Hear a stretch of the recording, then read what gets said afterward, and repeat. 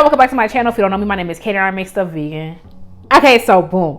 So I was watching a creator review a restaurant and he was talking something about KARAAGE and I was like, what's KARAAGE? I feel like I've heard about it before, but like, you know, this is one of them things that I just had that word in the back of my mind, but I didn't know. So I looked it up and I'm like, ooh, that'd be so good vegan with a little sauce. So I made that. If you want to see how I made vegan KARAAGE, keep on watching. Don't forget to like, comment, subscribe so you never miss any of my videos. And as always, the link to the detailed recipe will be in the description box below. Okay, let's get started.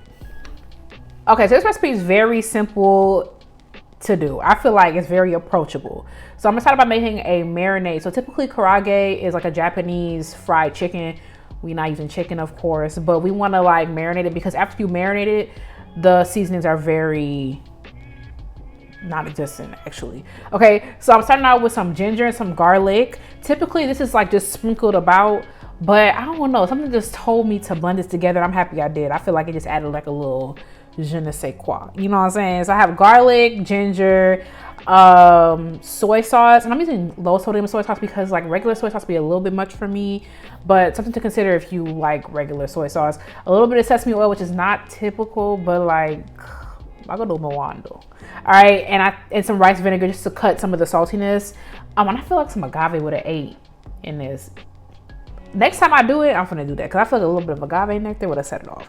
Okay, so I blend that together. I set it aside. You know, like my personality is my immersion blender. So of course, but you can use a regular blender. You could also, if you don't have a blender, you could just like whisk it together and just go about your business. Maybe mince up the garlic and the ginger. So nobody left behind, okay? So I got some regular tofu. I had mad tofu in my fridge. Like, I don't know what's going on. Because sometimes I just like buy tofu just to make sure I have it. But now I had like 3 packs. So I was like, we gonna use 2 packs. But I'm happy I did. So now I have like some leftovers.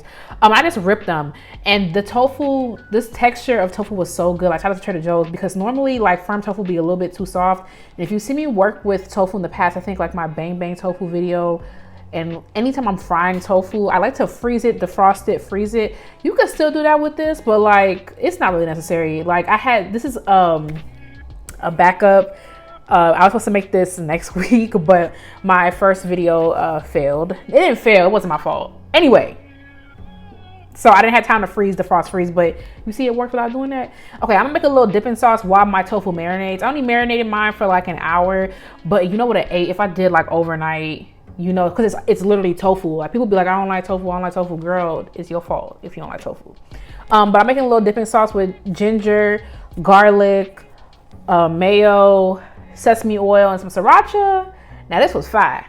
Like next time I make sushi, instead of doing like regular just sriracha and vegan mayo, I'm gonna do this because this ate. Okay, so you remember how I said, remember how I said that the seasoning goes bye-bye? This is where it stops. That's why you really got to marinate it, taste it to make sure it's like salty enough with the soy sauce, because like it's over now, okay? It's just cornstarch. Listen, I'm doing what the Japanese girls do. It's just, see it there? Plain sauce of cornstarch. So just make sure that like you marinate your stuff, okay? I coat in the cornstarch and I tried something new. Well, I let it sit out for like 10 minutes before I fried it because I was watching a food, what's they called when they do a food scientist?